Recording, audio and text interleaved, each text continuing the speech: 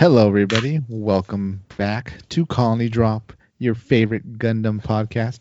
My name is Isaac. And my name is Brian, and today we are talking about Mobile Suit Gundam, the 8th MS team. The 8th MS team. Brian, what is the 8th MS team? The 8th MS team has three different forms of media. So what people would normally think of as the 8th MS team is the 12-episode OVA series that came out from 1996 to 1999. And when I looked that up, I did not realize that the episodes came out that far apart. Did you know that? No. That's crazy. That is, God, the patience. The patience the fans must have had, right? Yeah. I mean, it is OVA, so it does have pretty high quality animation for the time. So generally OVAs have a sort of extended release period, and I guess that's why. But yeah, I guess I hadn't internalized that until looking it up, that it took place over 3 years. It was a different world back then, Brian. Things moved slower. The world was a more stable, calm place. Yeah, 2020 had not reared its ugly head yet. Yes, we didn't have this. The apocalypse was far away. Yeah, and so there was a compilation / tie-in movie called Miller's Report. That came out in 1998, which is in the middle of the OVA release period. I didn't know that either until going back and looking at it, so that's interesting. Yeah, that's weird. Yeah, and then finally, the latest thing to come out for 8th MS Team was a short film. It's about 10 minutes long, I think. It's called Battle in 3 Dimensions, and that came out in 2013. That was part of the Blu-ray box set for 8th MS Team. Aren't all battles in 3 dimensions? Maybe this one was that's a science joke for all you scientists out there. What if you do battle in like Pong or something? Oh, there you go. Yeah. 8-bit Gundam, right? Give our listeners a brief synopsis of what you think this show is about, Isaac. For those of you who aren't familiar, the 8th MS team is a Gundam side story. It might be the definition of a good Gundam side story, right? Because we have a team of mobile suits on a mission, all right? They're in the jungles they're in Earth, all right? We're not in the colonies or space for once. They're in Earth, they're in the jungles. It's kind of, I feel like maybe the design team took a lot from maybe Vietnam or something, or just Japan's history of fighting in like the jungles of Asia. I totally agree. This to me felt like they were aiming for Vietnam War film. Yeah. 100%. Because this takes place, I guess, after the big Vietnam movies, right? Like Born on the 4th of July and Platoon and Apocalypse Now and all that. So maybe the whole production team watched them and was inspired. Like, hey, what if we had Gundams? But it was like the Vietnam War, the jungle warfare, guerrilla warfare. And that's pretty much what this is. This might be the only instance in Gundam where we see, guerrillas fighting during the 1 year war, I think. At least with this effectiveness. Yeah, I agree. And I think that leads us right into the plot. Mm-hmm. So, what are your thoughts on the plot? I mean, like you said, this really felt like a war film, a Vietnam War film to me. Uh-huh. And I loved that it was so focused. We were more concerned with this one team and just their mission, and that mission proceeded on a very brisk pace throughout the show. All of the episodes felt short to me, and that's generally a good thing, which means I wasn't really bored at any time while watching it. So I really enjoyed that like sort of steady through line of we must find the Obsolus. This, and I'll let you tell our listeners what the Obsolus is, because I know you're a big Obsolus fan. Oh, the Obsolus. All right. So the main sort of looming threat throughout the whole series is something called Obsolus. It's a mobile armor, and I'm sure a lot of fans that maybe didn't see the show haven't seen it yet might roll their eyes like, oh god, another mobile armor, really? It's gonna fly around, shoot some sparklers, and then a Gundam's gonna slap it out of the sky. Hang on. This is like the pinnacle of 1 year war mobile armor technology, I think, because it was designed to destroy Jabrow in 2 shots, pretty much, possibly 1. There's this great episode, I think, where Federation officers are like watching a simulation of what the attack would be like if Obsolus gets operational and heads to Jabrow, and it's pretty hellish. Obsolus literally turns Jabrow into like molten magma in seconds. So anything that the Obsolus looks at, it pretty much just melts with its, I don't know, beam cannon or whatever you want to call that thing. That thing was incredible. I loved that thing. The simulation you're talking about, I think, is before. It's the beginning of the 2-part episode finale, I believe. They show you that simulation, and then I think the intro hits or whatever, and you think for a little few seconds that Jabra was actually destroyed, and you're like, oh crap. But then they say in that simulation, but that is the simulation that convinces the Federation that they must go hunt down the Obsolus once and for all. To the credit of the design team of the Obsolus, when they designed the Big Zom, it took like a team of people to get running, but the Obsolus can be run by like one person. Yeah, I mean, I was going to ask you, where do you think the Obsolus falls in terms of like mobile armor tiers? You know, because in the original series, we had a lot of those sort of like new type, piloted mobile armors. We had the Brow Bro or whatever, Lala's Elmith, Char's Zeong, the Big Zom. Where do you feel the Obsolus is on this? I'm going to stick to what I said. The Obsolus is the peak. And I'm going to say that because I feel like it's better than the Big Zom because you only need one pilot. And also, for all its power, the Big Zom was not sent to take out Jabrow, right? It was stuck on Solomon, probably because of Dozel. But yeah, it had a comparable cannon on its own. But man, I just think the Obsolus is so much better. I definitely think the Obsolus takes it in terms of firepower. That cannon thing was pretty ridiculous. Like even in that, probably the second part of that 2-parter at the end, parts of its beam kind of like glanced off a few GMs, and even though it like just kind of grazed them, it just melted them, basically in half wherever they got grazed, which was pretty cool. Exactly. Yeah. I mean, pretty hot, I guess, but zing. Another thing I loved about this show was because I think they were going for a war film. They really highlighted sort of the difficulty of combat and the cruelty of combat. So like on the difficulty side, I loved how they just always had a really hard time communicating like in the jungle. They couldn't see, they couldn't hear, they had to use infrared and night vision. And I thought that gave us a really good plot device of the hover truck. Yeah. Which is really fun. I don't know. What did you think about how the combat was done in this show? What I really liked about it was how it almost makes Zeon have logic for why they painted the Zakus green. Like, like they were designing them and they're like, okay, when we invade Earth, half of Earth is blue, the other half is green. So we're gonna need our Zakus to be green. And it really pays off when you're in the jungle because you pretty much just have to look for the mono eye, right? You're looking for a needle in a haystack, a tiny dot in the middle of a jungle.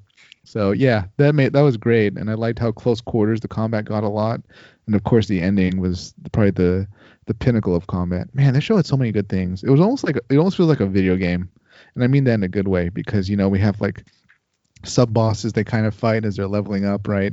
And as they're working as a team, they're like a party, like in an RPG, and then they finally get to the end, like the main boss and all that. Yeah, I really liked the combat, Brian. It was very well done in a way that we don't normally see. It was less almost jumping around that the Gundam does a lot in the original series. I totally agree. And I felt like there were two types of combat in this show. There was the close quarters in the jungle, like down in the dirt combat, where, like you said, Amuro was taking the original Gundam and he was jumping all the time and doing these fancy maneuvers. Here, the mobile suits are, they're subject to Earth's gravity. They can't quite fly as easily. And sometimes they would kind of just fall over. And I thought that was much more realistic, probably than what we've seen in other series. Yeah. Where like, Shiro, I think Shiro's from space, obviously, the main character, Shiro Mata. And I think it's in episode 2. Yeah, it's got to be 2. It's when he's down on Earth already. And he's all gung-ho about chasing down the Zaku. And so he goes after the Zaku in the dark. I guess he's not really been on Earth before, and that's not a good idea in the jungle because one, it's dark, and so he turns on his light, which is a terrible idea because now the enemies can see where he is because he has the light on, and then he's like rushing forward in his enormous Gundam, and he trips on like a bog or like some trees, and he falls over, and he takes a lot of machine gun fire. So I just felt like a much more realistic war scenario. Yeah, as realistic as you can get with giant robots and hover tanks. And Are you saying that hover tank isn't real? I'm saying who knows what goes on at Area 51, but I'm going to say the public has not seen live hover tanks yet.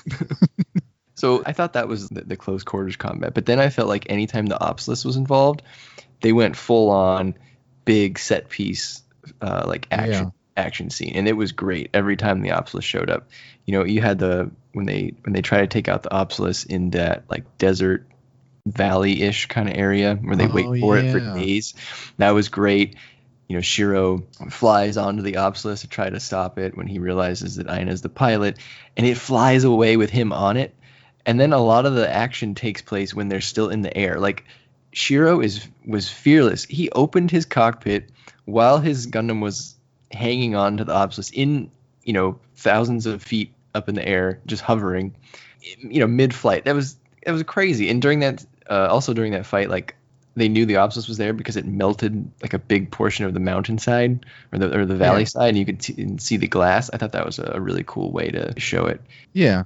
I like how they got a little scientific. They're like, well, this is natural, it's glass, so clearly something fired here and some type of beam weapon. This isn't, made by a shell or anything like that. They pieced together the mystery of the Obsolus. Yeah, I really like that about the show. Yeah, some other good action scenes were, do you remember when the 8th team parachuted out? I think so, yeah. Minovsky particles are really on display there because the 8th team parachuted out of this transport, and when they cleared the clouds, they were right on top of a Gao. Do you remember that? And then all hell broke loose. The Gao started shooting at them, right? It did, but then Shiro landed on it and stuck his like gun into it and told him, don't shoot anymore or I will I'll kill us both. Yeah, pretty much. And then I think that two-parter towards the end of the show, I think that's definitely in the top 10 episodes of Gundam for sure across all series. Given the circumstance, given how they choreographed those fights and everything that happened, do you really enjoy that two-parter as well? You're talking about the fight with the final fight, I should say, with Norris Packard. Yeah, the fight with Norris is in part 1, I think, right? And then the Obsolus is in part 2. And we talked about the fight with Norris in quite detail in our top 5 Mobile Suit episode, so definitely check that out if you want to hear more about it. But I thought that was a great fight because it had a clear story that the audience could follow. It wasn't just people randomly shooting each other because they're at war. Like there was a goal for the Zeon pilot. Norris, he comes out in this goof custom, which is one of my favorite suits in the show. And he comes out of this elevator, he lands on a building, and his goof is in front of the sun, and it just forms this like super intimidating silhouette, and he raises his sword, and then his mono eye turns on, and you're just like, oh man, the main cast is screwed. Like they're about to get lit up. Not as screwed as a gun tank pilot. Yeah. How were they doing so close? Well, I mean, I guess they had to be in firing range to not miss. I don't know. You know what? I'm going to assume Ryer was in command of their positioning. That's why he, who cares where they're positioned? Yeah, they're just meat pawns in the overall scheme. Yeah, those were 2 great episodes. God, I love the standoff with the Absolus and then the whole failed negotiation. Oh, God. This series is... I can't really say more than it being such a great definition of a side story. You get everything here. You get like great characters, great mobile suit combat, a really endearing story. The romance of it does pick up kind of quickly at the beginning. You just kind of have to go with it if you're not too into having romance in your Gundam stories. But the series overall, I think it's pretty great. And for a bite-sized side story with great mobile armors and great combat, this is pretty high up there. I agree. I think the romance got started pretty quickly in episode 1, but I think by the end I bought it. I think I was on board. I think they sold it to us reasonably well over the course of the show. I think it's better than a lot of the romances in Gundam. Yeah. Like Ko and Nina from 0083. That one I never really got. We'll talk about that when we get to 0083. I feel like they had a lot more episodes to flesh it out, definitely. But it wasn't a perfect series. Speaking of not being perfect, what did you not like about this series? Is there anything that you were sort of like, at least on the fence about, or just you flat out saw and you were like, that didn't really make sense, you didn't enjoy it too much? I don't know. I couldn't think of anything that I really disliked. Yeah, I think I was okay with pretty much everything. What didn't you like? Well, aside from the romance really like kind of launching in episode one, and you just go along with it. I felt like sometimes it lagged a little bit when they were like in the villages, of the Southeast Asia. Yeah, the whole Mikkel and Elidor being captured by the Zeon, that kind of dragged a little bit, but did get kind of funny. Kiki was occasionally annoying, but sometimes you need that character, right? That type of character always shows up a lot in a lot of Japanese shows. I feel, right, the kind of spunky, sassy girl that it's a bit mischievous, right? Yeah. Gonna be on Zeon's side. So I could definitely see that on the romance. I guess the one thing I didn't like about the romance was maybe like midway through the show, whenever they were stuck in like the snow area or with all the wind. Oh yeah. Where Shiro was about to die and he yelled, "I love you." And really they had only really met like twice at that point. So this is pretty fast, but I guess for the sake of the story, we did have to move that fast. It was already midway through the show. Yeah.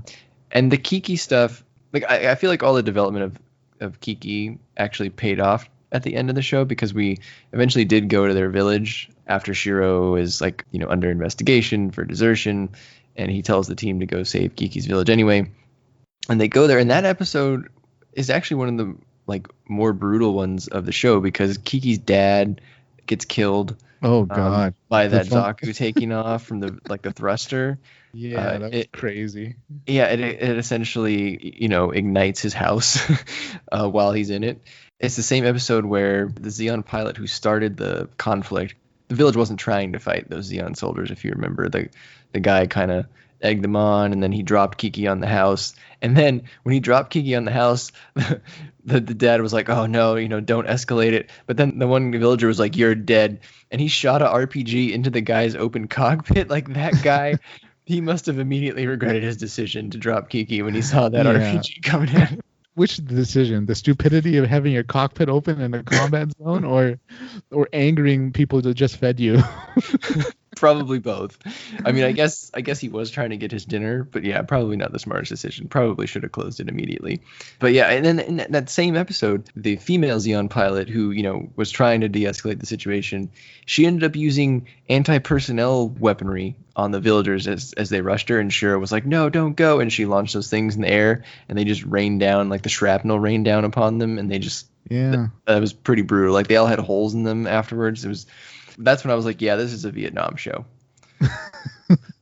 All right, you got me there. It's Vietnam. It's Vietnam with Gundam. Yeah. So I think if they hadn't had that episode, I'd probably agree with you on Kiki. Yeah, that was such a brutal scene. But I mean, that's Zeon, right? Like, you got the human people mixed up with pretty inhuman people at the same time. So, well. What did you think about the epilogue?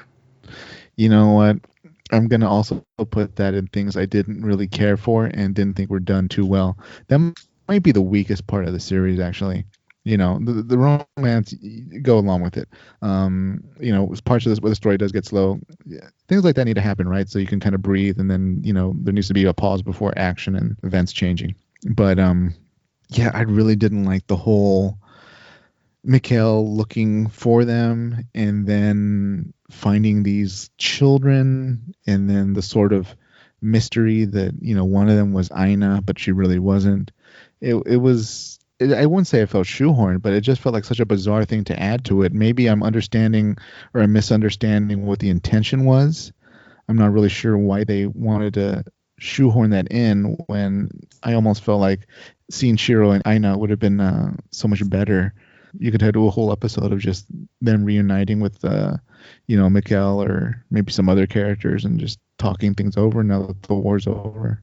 Yeah, I definitely understand anyone who has that opinion. I actually enjoyed the epilogue, but I feel like that's because I definitely viewed it as an epilogue. Like, if you go into that episode thinking you're going to get something better than the two-parter that you just watched, you're definitely going to be disappointed.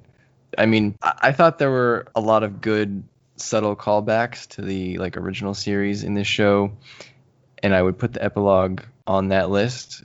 In the beginning, you had the Garen speech in the background while Guineas was talking to someone.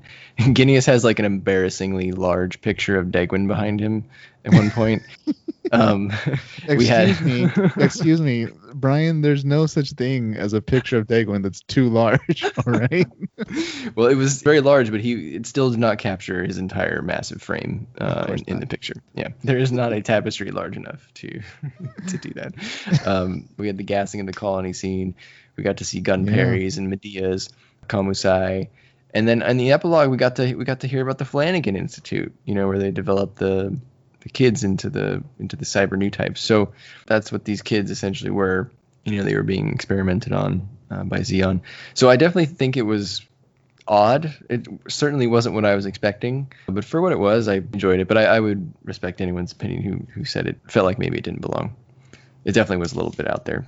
Yeah, I don't know. Maybe the creators of the show wanted to sort of put a spotlight on, the ramifications of war and how children get left behind from combat, and they're also victims of the war. But just didn't the landing really with that final episode. It gave us characters we hadn't seen before, but at least we saw closure, right? With Aina and Shiro. Yeah. Well, speaking of Aina and Shiro, so why don't we talk about the characters in this show? Let's start with our 8th team, the name of the show. So, who is our commander of the 8th team? The commander is Shiro Amada, Brian. He's Shiro Amada. He's a very young commander, and initially not well liked by his team. Well, I wouldn't say not well liked, but not completely trusted, not fully earning their respect yet, because he's new, he's young, and they're on a new mission. I think his whole character is encapsulated in episode 1 when he says the line, "We can't just stand by and watch our guys get killed." And that's when he requests permission to go use the ball to save Sanders out in space, who's a sitting duck in a damaged GM, kind of being hunted by Aina in a experimental Zaku. And that's kind of what he does throughout the rest of the show. Whenever there's people who need help, he goes and helps them, regardless if it gets him into a terrible situation one after the other. He's very resourceful. He thinks to use those missiles in space as a distress beacon when they don't have anything else. He melts the snow with the beam saber, when they're stuck in the snow, and he's got frostbitten hands. He even attacks mobile suits from the ground in the village. He shoots that rocket at the one Zaku from underneath, hits the Zaku right in the groin. I guess Zakus have weak groins because it knocked over that one. The legs join. And there's no better example of him being resourceful than in the fight with Norris, where he rips his own suit's arm off and then hits Norris with it. That was pretty cool. There's no training for that in Zeon. Yeah, you can't defend against that one. So, overall, I thought Shiro was a really enjoyable main character to have. He was a welcome change of pace from the different Gundam protagonists we've had up to that point. Again, this came out in 96, so there's been a lot of Gundam protagonists after Shiro at this point now. But back then, you would have had Amuro, Camille, Judo. I guess you would have had Bernie and Chris from Double 80, and then Ko Uraki. So I don't know. I really like Shiro compared to all those people. I think he had an attitude that was different enough from everyone else that really makes him stand out. Brian, you're really insightful. You hit the nail on the head, and let me tell you why. Almost all those pilots you named, to a greater or lesser extent, if you think about it, they're sort of reluctant pilots, right? Mm-hmm. They're generally put in situations where a Gundam, well, I guess I'm gonna have to pilot it, or I don't want to pilot it, whatever. Shiro is almost the opposite. He's gung-ho about it, and like you said, he sees people in trouble, he wants to help. He's very different than a lot of the main characters in a lot of Gundams, and I think we know why, right, Brian? That's right. So we get to see his backstory in one of the episodes, and the reason why he, as he said in episode 1, he'll drive the Zeon right off the Earth. He was present in the colony in Island Ifish. I assume it's Island Ifish when it got gassed by Zeon, and he watched people around him die from the, what do you call it, the double G gas? Is that its actual name? The double G? I don't know if they call it double G or just GG gas, but GG gas, yeah. The gas. You know what we're talking about. It's a gas attack. And this one was actually pretty brutal, and I think you brought this up in our Origin episode, Isaac. So in this show, we see a Zaku, like the gasser Zaku, can I call it the gasser Zaku, has the gas gun that shoots like a gas dispersal thing into the colony, and it sort of rains down upon everyone. which is not how we saw the gas come in the origin anime. So, yeah, I mean, Shiro witnessed that, and a guy died right in front of him. Blood just started pouring out of the guy he was watching, his face. And Shiro was lucky enough to be in a normal suit. Don't know why he was wearing a normal suit, full helmet and everything. But was that a Federation military normal suit? It looked like it, sort of. Did you think it looked like a civilian one or a military one? No, it was definitely military. Yeah, okay. It was clear he was in the military then, or at least I took away from it that it was clear that he was in the military at the time. Okay. Yeah, I just assume Shiro went through that traumatic experience. Obviously, he literally watched people. God, that man's like fingers bled as he was like scraping Shiro's face visor, right? Yeah. I don't know if that meant the man like cut off his own fingernails scraping his face, but yeah, that would clearly. I imagine Shiro had many sleepless nights after that, and it was really a formative moment for him to take on Zeon no matter what. That's his only goal in life. Yeah, and I mean, Gundam is definitely a show where at times both sides, the Federation and Zeon, will be painted in maybe not the best light, right? There are examples on both sides, some more extreme than others.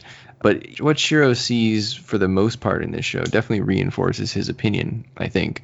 There's that time when there's Zeon soldiers who have taken a village captive, and they will not let this mom take her baby to see a doctor in the next village, and I think the baby has a fever, and then they shoot at her. And I wasn't clear if they shoot her and kill her, or if they just shoot the ground like near her to make her go away. But that was pretty brutal. And then the whole everything we just talked about that happened in Kiki's village. Granted, the Captain Ryer is kind of a jerk, but kind of. Well, he's definitely. I know a jerk. I'm biased, but goodness, kind of a jerk. No, I mean he's definitely a jerk, but that's one guy, right? Versus there's a lot of these Zeon people doing bad things, so I don't see Shiro's opinion, turning around anytime soon, other than when he adopts sort of his anti-war stance, right? So there you go. Yeah. Which aligns again with the Vietnam era. Shiro's a great guy. He'd stop me in my tracks the moment I'd start talking about Zeon. Hold on there, Isaac. Yeah, he's like, Isaac, it's like, am I gonna punch you or throw this beer at you? I don't know. Who's next on the 8th team? Next is his love interest. Shiro's love interest is Aina Sahalin. She is a test pilot in the Obsolete program. In the case of Zeon nepotism, which Zeon loves to do, she's actually the sister of the head scientist of the program.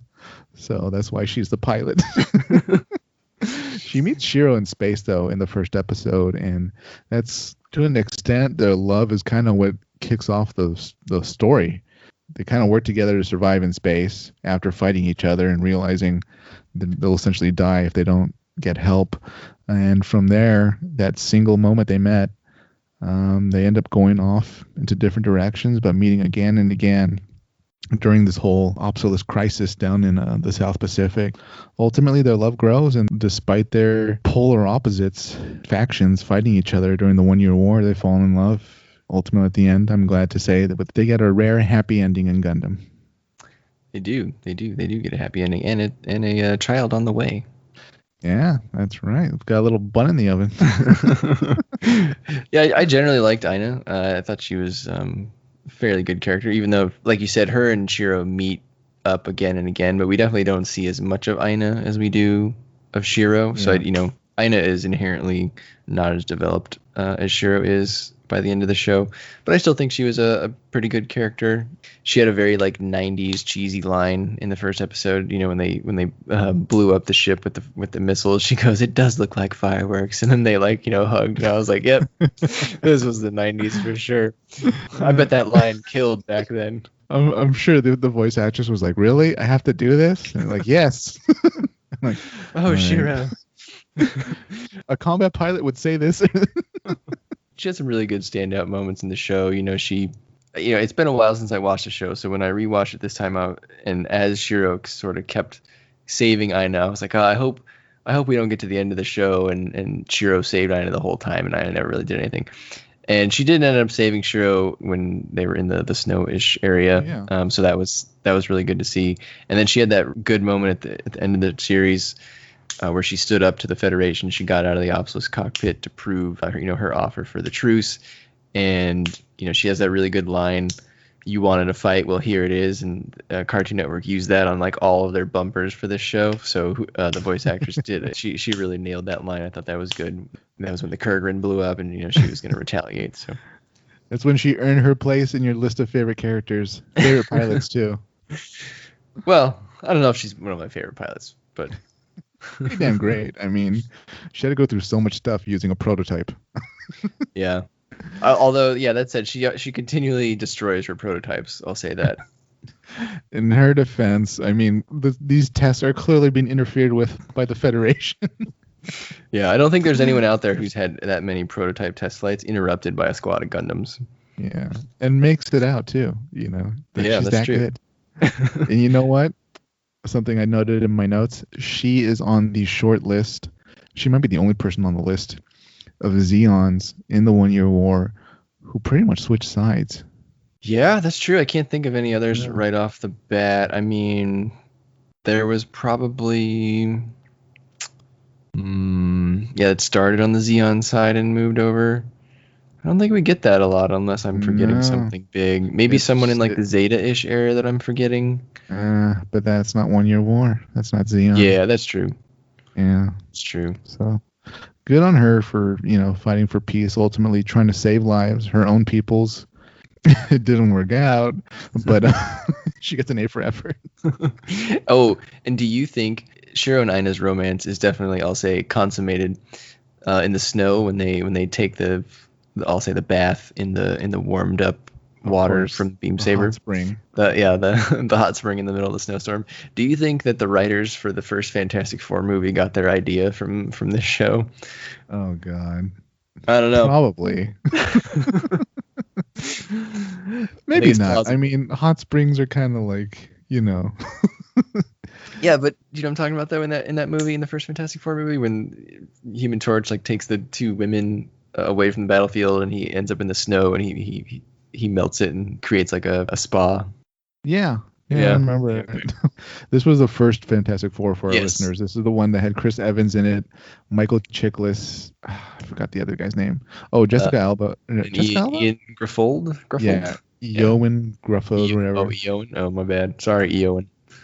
It was a very campy Fantastic Four, so this fits very much in that Fantastic Four. This wasn't dark, gritty Fantastic Four.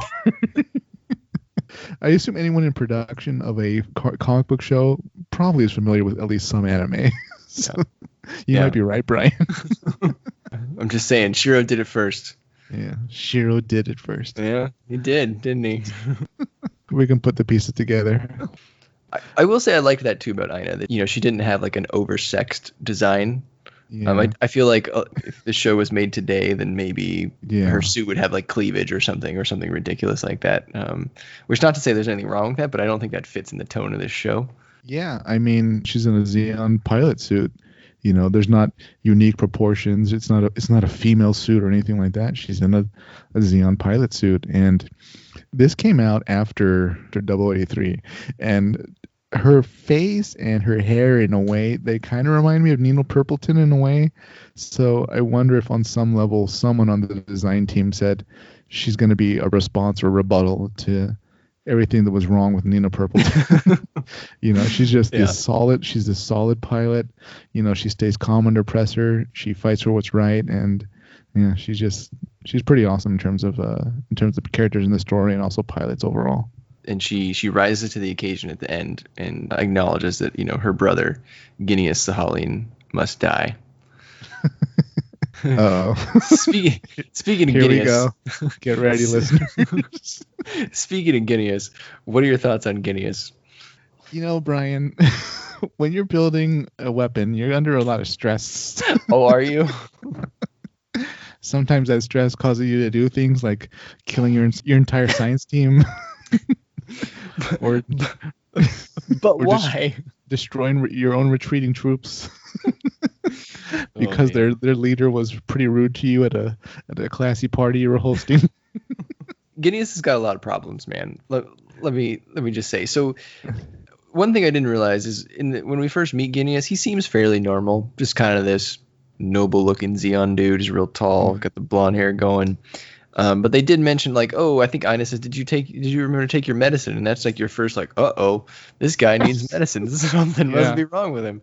No offense to anyone out there who takes daily medicine. You should definitely take your medicine. But it doesn't come up in the literary sense unless it's really important.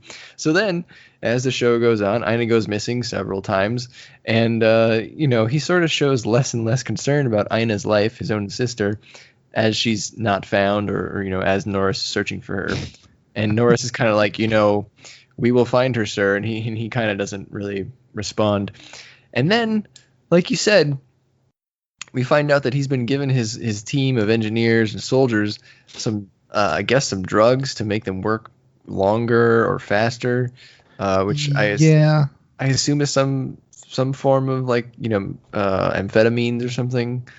Yeah, Aina looked at the bottle, right? But they never really show us what she saw or what it was specifically. But based on her horror, I assume whatever they were being given would not only keep them awake and not allow them to sleep, but, cause some type of horrible disease later on in life or something. And I think they even said like rations were low or something like that, right? So maybe it takes away your need to eat or something. So... Yeah, nothing good was going to come of that for sure. No. And then, but you know what, Brian? Was the weapon completed? I rest my case. The weapon was completed, but why did he kill his team? Don't you want to make more obsoluses? I think if I could put myself into his head, into Admiral Sahalin's head, let me try to piece this together. Maybe he thinks that the base is about to fall and they're going to be captured, right? Because those people weren't going to go on the Zanzibar. I think the Zanzibar is only for Yuri's troops. Oh, that's true. Okay, so, maybe because if I don't get an explanation for this that makes sense, and maybe that's the explanation. This is going on the list of things that I did not like about this show. I do not see. As Zeon advocate, I must say, this might be standard operating procedure, right? These people not only built the weapon, but if they're captured, they might be able to tell the Federation, under torture even, how to take down the Obsolus, how to shoot out of the sky, before it gets to Jabro. So not the type of people you want falling into Federation hands. So he might have been following instructions in the event that, yes, things are completed, kill them. Yeah. Okay. All right. I will accept your Zeon apologist. Also, explanation. I mean, not to say that these people are better off this way, but if Zeon loses the war and these people clearly contributed to the building of a super weapon, I think they might be executed for crimes against humanity, right? That's probably true. So, I mean, if you're going to be executed, you might as well do it drinking champagne. But I must say, yeah, this he's a bit of a nut. He loses it. I feel like if he was calmer at the end, maybe if he took his medication, he would have been able to handle the situation better. But he didn't play it as well as he could have, and managed to get out of there. I don't know if he just zipped it out from there and headed straight to Jabro, I'm not sure the Federation could have stopped him, right? No, I mean, what are they going to send after him? Those like crappy planes? Yeah, some of those jets or bombers they have. I think they're called the Saberfishes. Yeah, those never work out well. They're not going to catch up. The only hope, I guess, would be that a Jim Sniper gets off a shot. But anyways, back to Sahalin. He was a pretty good villain, I felt like, but really no redeeming qualities. It would have been one thing if he really cared for Aina, and throughout this series they showed that, but I think he more personified what's bad about Zeon, just the focus on destruction and death almost for no reason when you don't really have to. Yeah, I agree. And I think when your sister decides to kill you, you probably didn't do a good job in life. I must say his death was pretty great, though. It was. The cockpit punch stomp. Shiro punched him with a Gundam. I can't think of many other people that have died from a Gundam punch. No, it's pretty rare, especially in a cockpit. And his cockpit was open, mind you. Man, Zeon needs to really drill that into anybody. You just don't open it when you're flying. If there's a battle, there's no need to open it. Close your cockpit, people. Lock it up. Oh, all right. Who's next? Should we go back to the eighth team? Let's do it. Let's go down. I feel like to an extent they're all in equal standing. They're all good secondary characters. You pick one, Brian. All right, let's start with Sanders. Sanders the Reaper. Sanders. Oh God, that poor guy. so we first meet Sanders in space. He's the person that Shiro saves in the ball, which may be one of the most heroic acts in Gundam history. And I thought that was a good way to introduce us to his backstory. You know, once he finds out that this guy who saved him is his new commanding officer, or whatever the right military term is, he goes, oh, maybe my luck will turn around. And then we slowly learn more that his previous teams have died on every third mission that he's been on in the past. And so he on the eighth team's third mission, he tries to actually resign because he likes this group and he doesn't want them to die. But then Karen gets pissed and like beats him up and punches him in the face and like kicks him in the nuts. And then Shiro refuses to take his resignation. So this guy got denied on like all fronts for being a quitter. And beaten in front of his unit for it too. Yeah. Sanders was pretty cool. I like that we had a character that was an older pilot and being commanded by somebody younger than him. I don't know. Normally the pilots all seem pretty young, right? They do, yeah. We don't get too many older pilots. Well, I guess we get some older pilots in 083. But yeah, in the longer series, most of the pilots were. Sanders definitely seemed on the older side. And he does kind of, I guess, in a way, show that there must be multiple Sanders, right? Because the war's been going on for almost a whole year, and people that survive combat, you know, against whatever horror Zeon is thrown at them and throughout the Earth sphere, feel pretty bad yourself if you keep surviving. Yeah. So, he's kind of showing that despite the Federation's numerical superiority, they're still losing a lot of people this late in the war. And on top of that, he was a pretty good pilot. I think even before he had joined the A team, they said he shot down like six Zakus or something in his GM, which is pretty good. You know, I don't know what Gundam considers the kill count for ace pilot, but you know, that's pretty sizable given that a lot of the GMs that we see last about a total of 10 seconds in combat before something just shreds them to pieces. He was a good anchor for the team. He knew a lot about combat and very mature. So I greatly enjoyed Sanders. Thought he was a good addition to the team. Yeah, we definitely needed sort of an older voice in the team. Otherwise, it'd feel kind of, I don't know, maybe Power Rangers-ish. Yeah. In a way. Yeah. We can't have everybody in the team being young, you know. Right. It's cool guy. Yeah. All right, who's next? Let's do Elidor. Elidor. I think he was one of my favorite people on the team. He's clearly not meant to be a soldier. He really cares about music. And I guess, was he drafted? Is that kind of the shtick with his character? Is that implied? I don't know. I had that same question for Mikkel actually too. I'm not really sure how him and Elidor ended up in this war because they both clearly would prefer not to be there, but they are there, and it doesn't seem like they really have any other choice. So yeah, I assumed that they were either drafted or they were just, they didn't really have any other monetary options, and so they just joined up. Yeah, that makes sense. Yeah, but I really liked Elidor's design too. He clearly dresses like somebody that's very taking a very casual approach to military regulations. I imagine if Ryer saw him, like he'd get chewed out or something, right? But, his cut off sleeves and his long hair. His long hair, his bandana. It's just it just doesn't fit. But I really liked how his interest in music or his passion for it really mixed in with what he actually does. So he's in the hover truck, and what was really great about how they tied into how Minovsky particles make a lot of tracking and detection difficult or impossible. So the way to get around that is go through something that Minovsky particles can't really interfere with, and that's sound. So the hover truck would be able to just use vibrations to track where incoming mobile suits are. So his hearing really helped out with that, and I thought that was a really cool tie-in and also a cool way of showing how combat's adapted to the world of, mobile suits and Minovsky particles, Minovsky physics and science. Yeah, and I think he gave us a lot of the funniest moments in the show. So I know you said that you felt that part where him and Mikkel got stuck in the village, and they got captured, and they ended up getting out because they were fighting, which I actually thought was pretty funny.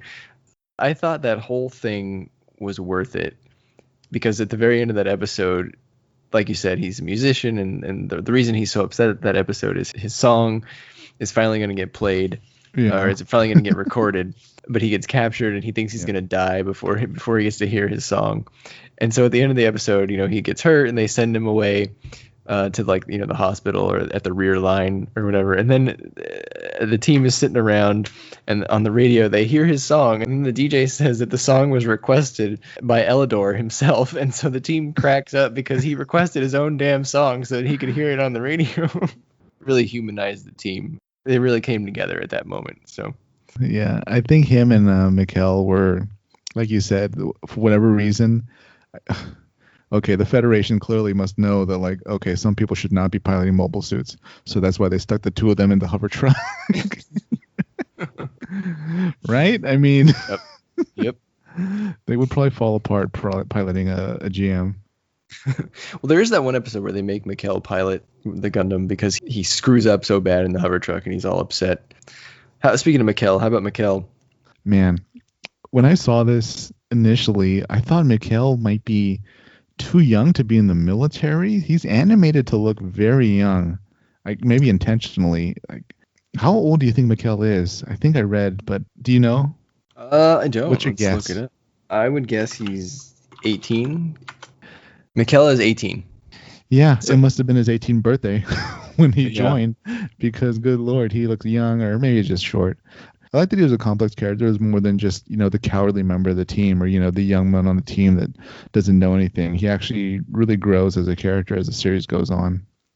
Yeah, and he becomes an alcoholic at the end when BB dumps him and has someone else's kid. So Yeah, that backfired, but I hear that's common in the military, or at least not unheard of. poor Mikhail.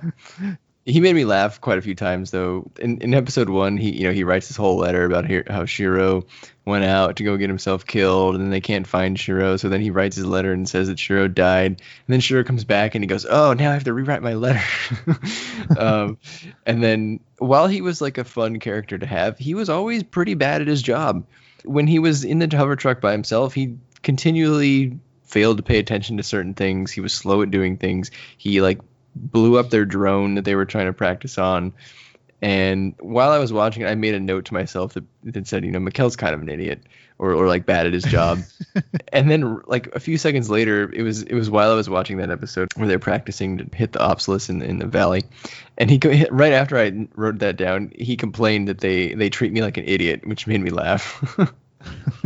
But yeah, sucks for him that BB dumped him, but yeah, I feel like as a character, he worked a lot well when he was with Elidor. Like, the two of them probably weren't as good characters on their own, but together they made a lot of good scenes, and yeah, they were very well done as whoever decided to design their characters and put them in the hover truck together. yeah, agree. Yeah. They were welcome additions to the team. Speaking of hover truck, I think my favorite thing about the hover truck was that scene in the desert where they use it to hide their footprints. I thought that was really clever. Yeah, it's like the little sweeper truck that just goes behind and yeah. Pretty much, yeah. Well, our last 8th MS team member is Karen. Karen was a lot like Aina. She was a very strong female character. She just, God, she kicked so much ass. Yeah, she was a straight How come boss. she's not pilot? Yeah, I can see her piloting her own unit. Like, why not? Yeah, she definitely deserves it. Yeah, she was just a straight do not mess with me, I will hurt you woman in this military, which based on what we saw is definitely, male dominated. And I think she proved to be a very good pilot throughout the show. She was very capable. She was good at making quick decisions. She had a pretty sad backstory. Her husband died. He was a surgeon. And I thought they revealed that in a good way after Karen helped patch up Elidor.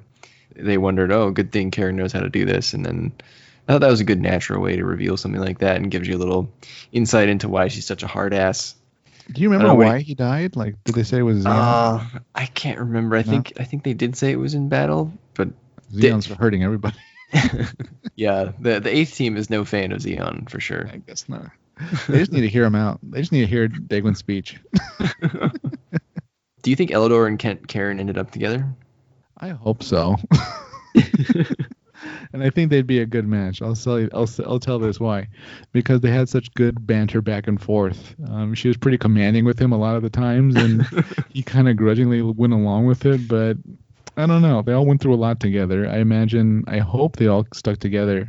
Mikhail's the one we only see at the end, but he says he's kind of bringing word from the rest of them, right? He says he's going to tell them all how he's doing, and he brings well wishes from them. So I'd like to think so, yeah. Hopefully. Yeah, that's the definition of opposites attract. And yeah. Eldor is definitely someone who needs like someone to keep him in line, and I think Karen could do that. So, all right, what do you think about our two Federation brass individuals, Captain Ryer and Lieutenant Colonel Kojima?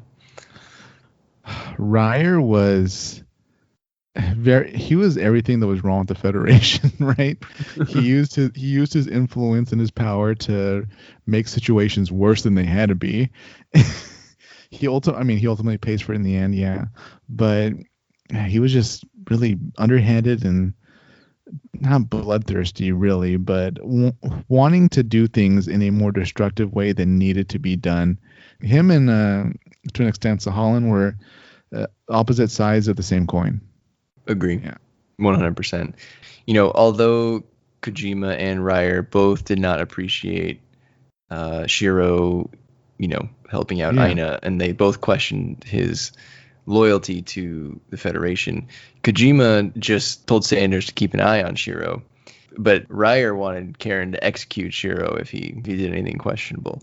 So you can tell the difference between the two men there, right? And then, I was super glad at the end that we got to see the division between those two come about when Ryer tells him to go execute Shiro, but Kojima, tells the 8th team, don't let that happen. You're doing a new mission.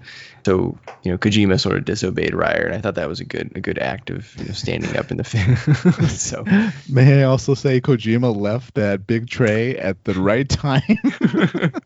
He did. What a wise man. That's like, I don't know. That's like quitting your job and leaving, and then like the building explodes or something, right? Yeah, he saw the writing on the wall. It wasn't too hard to figure out that the obelisk was going to fire at that station eventually. That's like giving your boss the middle finger, and then like you're in your car leaving, and like you look in your rearview mirror, and the building explodes. You're like, oh my god, what happened? Yeah, exactly. I was super glad that the obelisk took out Ryer at the end there. It killed him in such a cool way too. Mountain will protect us, and then they're watching the mountain kind of melt away, and they're like, evacuate immediately, and Ryer's like, no, it's he's like, there's no time for that, and then it just washes over. Like a lot of characters in Gundam, he's killed by a white screen. Yeah, he's killed by his own arrogance. Yeah. Our forces will not be intimidated. Well, maybe it should have been. Yeah, just wait till the wait till the pilot's actually down, and then say we'll not be intimidated. Or at least go underground. Yeah, or something. I don't know. Does the big train need to be that close? Yeah. Anyways, as for Kojima, I really liked how he seemed like a commander. Well, I guess maybe commanders have to be, but he was really close to the front lines. He wasn't really in combat, but it seemed like they really needed to spend maybe just a few hours to get to him and like have a conversation, right? Yeah, he came down there. He like broke up that fight. Yeah, I agree. He definitely never felt like too far away, and I think that was to give us a sense of how he views his men. I think he appreciated their contributions much more than Ryer, right? Where Ryer just looked at them as pawns. I think there's that scene at the end where talking about killing someone, and Ryer goes, "One more dead soldier won't make a difference," and Kojima he takes offense to that. So yeah, I'd want to be commanded by Kojima. Yeah, I totally agree. Yeah, a little grandfatherly though. Like age-wise, I always felt like, oh, Kojima would be in charge, but no, Ryer outranks him. But yeah, Kojima's scenes always felt like he came off as a reasonable authority figure. So I'm not too surprised seeing that in the Federation side. Yep. All right, let's head back to Zeon. And we're going to cut it there for this episode. Next week, we'll conclude our review of the 8th MS team with thoughts on the Zeon characters, including everybody's favorite, Norris Packard, the mecha, and our overall thoughts on the series. Please like, comment, and subscribe. You can find us wherever you get your podcasts, and on Twitter at Colony Dropcast. As always, keep those Minovsky reactors warm, and have a good week, everybody. Eleanor! Eleanor, speak to me! Eleanor!